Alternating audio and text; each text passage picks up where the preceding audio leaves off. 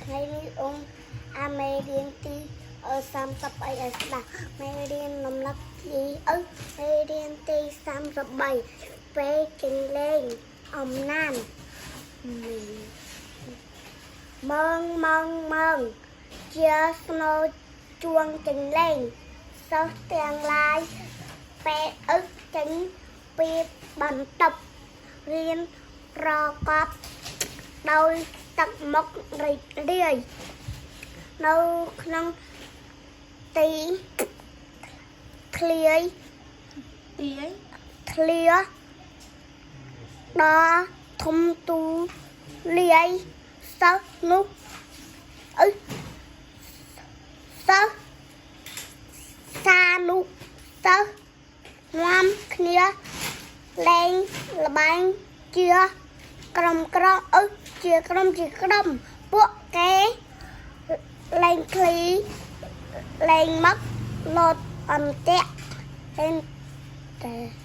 រេះលេង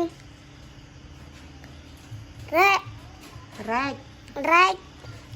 លេងបាយខំលេងបោលេងអីគេ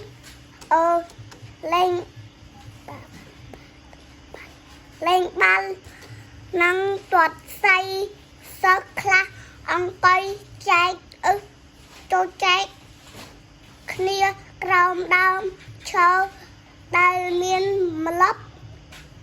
ត្រឆឹងត្រឆៃសិស្សខ្លះទៀតរត់ប្រឡែងគ្នាលេងយ៉ាងសប្បាយនៅក្នុង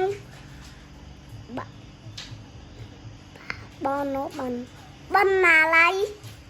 មានសិស្សជាច្រើនកំពុងអានសៀវភៅកុមា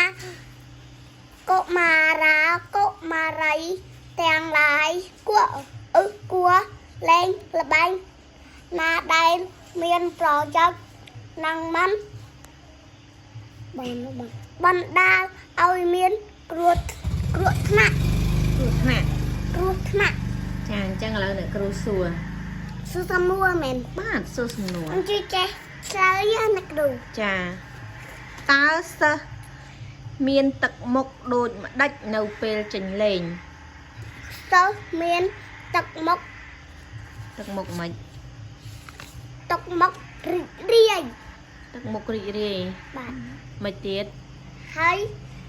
ទឹកមុខរីករាយនៅអីគ្នានេះសំណួរគេឆ្លើយសិស្សមានទឹកមុខ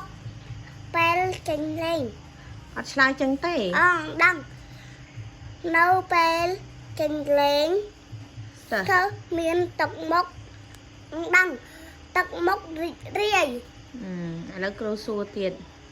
តើពួកគេនាំគ្នាលេងអ្វីខ្លះនៅពេលចេញលេងមើលតាមសំណួរអ្នកគ្រូសួរសិនមកឆ្លើយមកចឹងថាម៉េចតើពួកគេលេងអ្វីខ្លះនៅពេលចេញលេង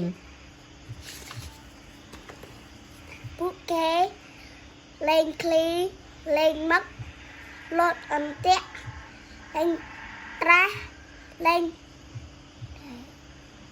ខំមិន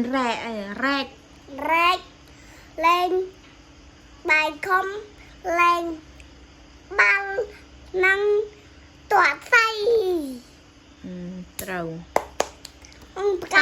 តើនៅក្នុងបណ្ណាល័យសិស្សកំពុងធ្វើអ្វី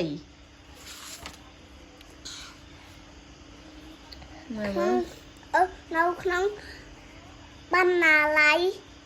មានសិស្សជាច្រើនកំពុងអានសៀវភៅតើកុមារីគួរលេងល្បែងដូចម្ដេចកុមារីទាំងឡាយគួរលេងល្បែងណាដែលមានប្រយោជន៍និងមិនបណ្ដាលឲ្យមានគ្រោះ